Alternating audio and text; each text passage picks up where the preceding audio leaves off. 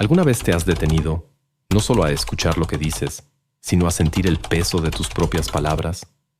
Esa entonación particular que usas con ciertas personas, el acento que a veces intentas suavizar o exagerar, las frases hechas que repites casi sin pensar. ¿De dónde viene todo eso? ¿Es simplemente una herramienta para comunicarnos? ¿O hay algo mucho más profundo en juego? Algo que habla no solo de ti, sino que activamente te está construyendo, o quizás limitando. Hoy nos sumergiremos en el fascinante y a menudo invisible universo de nuestro propio lenguaje, y cómo este es mucho más que un simple conjunto de sonidos. Es el arquitecto silencioso de nuestra identidad. Damos por sentado el lenguaje. Es tan fundamental para nuestra existencia como el aire que respiramos. A través de él nombramos el mundo, expresamos nuestros anhelos más profundos, construimos puentes hacia los demás. Pero esta aparente simplicidad esconde una complejidad asombrosa y a veces un poder que opera sobre nosotros sin que seamos plenamente conscientes.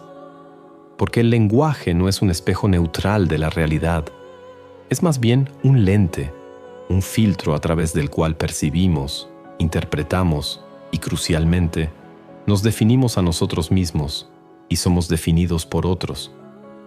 Piensa en las veces que has cambiado sutilmente tu forma de hablar al pasar de un entorno a otro, de una conversación íntima con un amigo a una reunión formal de trabajo o al hablar con un miembro de tu familia. Esos ajustes, a menudo automáticos, no son meras adaptaciones superficiales. Revelan una danza constante entre quienes creemos que somos, quienes se espera que seamos, y las reglas no escritas del juego social que se juegan, en gran medida, a través de las palabras. Filósofos y pensadores han explorado durante siglos esta intrincada relación. Algunos, como Ludwig Wittgenstein, llegaron a afirmar que los límites de mi lenguaje significan los límites de mi mundo. ¿Qué significa esto para nosotros en nuestra vida cotidiana?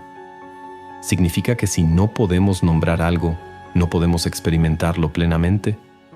¿O que la forma en que hemos aprendido a hablar sobre nosotros mismos y nuestras experiencias, quizás con un lenguaje cargado de autocrítica, de limitación, o heredado de narrativas familiares y culturales, está activamente moldeando nuestro destino, nuestras oportunidades, incluso nuestra capacidad para la felicidad?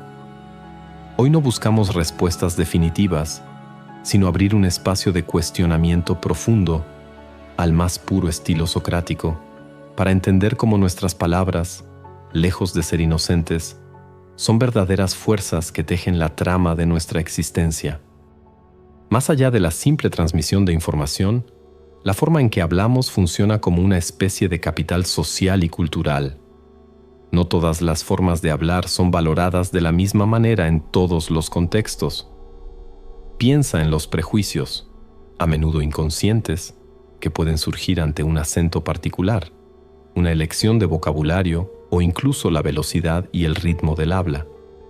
Estos juicios, aunque parezcan triviales, tienen consecuencias muy reales. El sociólogo Pierre Bourdieu llamó a esto capital lingüístico. Al igual que el capital económico o social, ciertas formas de hablar, aquellas que se consideran estándar, cultas o apropiadas en determinados círculos de poder, pueden abrir puertas, generar confianza, otorgar credibilidad, mientras que otras formas de hablar, quizás más regionales, más coloquiales, o las de aquellos que aprenden un idioma como segunda lengua, pueden lamentablemente cerrar esas mismas puertas, generando exclusión o percepciones de menor competencia, independientemente de las verdaderas capacidades de la persona.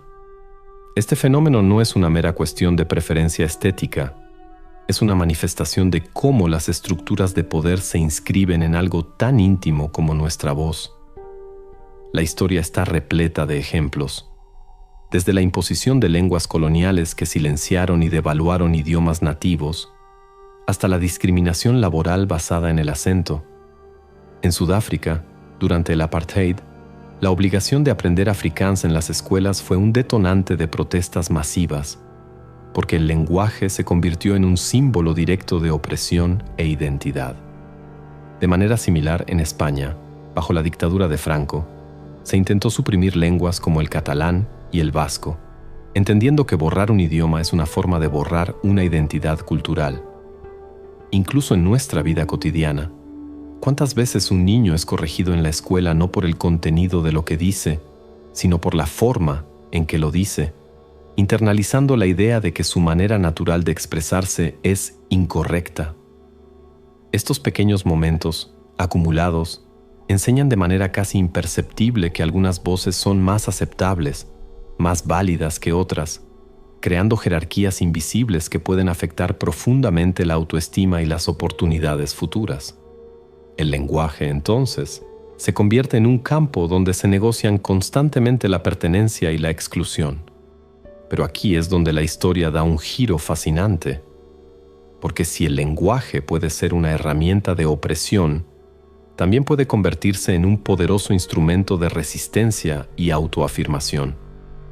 Las mismas comunidades que han sido marginadas por su forma de hablar a menudo reapropian y resignifican su lenguaje, convirtiéndolo en una bandera de identidad, en un espacio de orgullo y pertenencia. Pensemos en el inglés vernáculo afroamericano, AAVE, en Estados Unidos. Durante mucho tiempo estigmatizado y considerado una forma inferior de inglés, hoy es reconocido por su riqueza, su complejidad y su vitalidad, siendo una fuente de innovación lingüística que ha influido enormemente en la cultura popular global, especialmente a través de la música como el rap y el hip hop. O pensemos en cómo las jergas juveniles, los dialectos regionales o las lenguas minoritarias que sobreviven a pesar de la presión homogeneizadora, se convierten en símbolos potentes de identidad y comunidad. Aquí resuenan las ideas de pensadoras como Judith Butler, quien habla de la performatividad del lenguaje. No es que tengamos una identidad fija y luego la expresemos a través del lenguaje, sino que nuestra identidad se constituye, se crea y se recrea constantemente a través de nuestros actos lingüísticos, de cómo hablamos, de cómo nos nombramos y nombramos al mundo. Elegir mantener un acento, usar una jerga particular, o incluso mezclar idiomas, puede ser una forma de decir: sé que esperas que hable de otra manera para encajar, pero me niego. Esta es mi voz, esta es mi identidad. Es un acto de subversión sutil pero profundo contra las normas impuestas. Nuestra forma de hablar no se desarrolla en un vacío.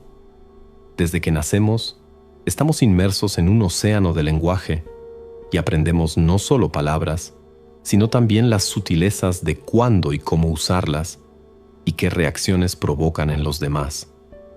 La mirada del otro, como la describió Jean-Paul Sartre, tiene un poder inmenso para moldearnos. Cuando hablamos, no solo expresamos una idea, también estamos consciente o inconscientemente gestionando la imagen que proyectamos, buscando aceptación, evitando el rechazo. ¿Cuántas veces hemos sentido esa ligera ansiedad antes de hablar en público o en un entorno donde nos sentimos juzgados? ¿O esa sensación de alivio cuando sentimos que nuestras palabras conectan con alguien? Estos son indicios de cuán profundamente nuestra identidad lingüística está entrelazada con nuestra necesidad de pertenencia y reconocimiento. Nos ajustamos, nos adaptamos, a veces de forma tan automática que ni siquiera lo percibimos. Un joven que se muda a una nueva ciudad para estudiar puede, sin darse cuenta, empezar a adoptar el acento local, no solo para ser entendido, sino para sentirse parte del nuevo entorno. Este fenómeno no es necesariamente negativo. La adaptación es una habilidad humana fundamental. El problema surge cuando esta adaptación se convierte en una pérdida de la propia voz auténtica, cuando empezamos a silenciar partes de nosotros mismos, a moldear nuestro lenguaje de tal manera que ya no refleja quiénes somos realmente, sino quiénes creemos que necesitamos ser para ser aceptados.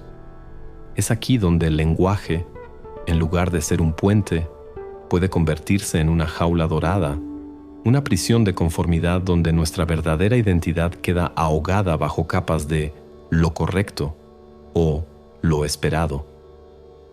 La paradoja es que, al intentar asegurar la conexión a través de la adaptación, a veces terminamos sintiéndonos más desconectados de nosotros mismos. Y en medio de esta compleja danza de voces, identidades y poder, irrumpe el mundo digital, cambiando las reglas del juego de maneras que apenas empezamos a comprender. Por un lado, Internet y las redes sociales han ofrecido una plataforma sin precedentes para que voces antes silenciadas sean escuchadas. Dialectos, jergas, formas de hablar no estándar, encuentran espacios para florecer y crear comunidad, desafiando las viejas jerarquías impuestas por las instituciones tradicionales. Un joven con un fuerte acento de provincia puede, desde su habitación, hablar de filosofía y ser escuchado por millones, algo impensable hace unas décadas. Sin embargo, esta aparente democratización también trae consigo nuevos desafíos y potencialmente nuevas formas de exclusión.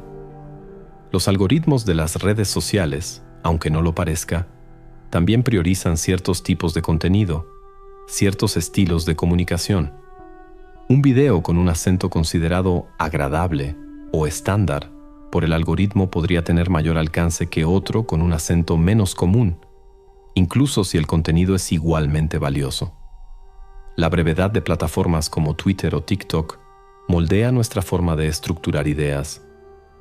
El lenguaje de los memes, los emojis, la jerga digital, crea nuevas comunidades, pero también puede dejar fuera a quienes no dominan esos códigos. Como observó Marshall McLuhan, el medio es el mensaje.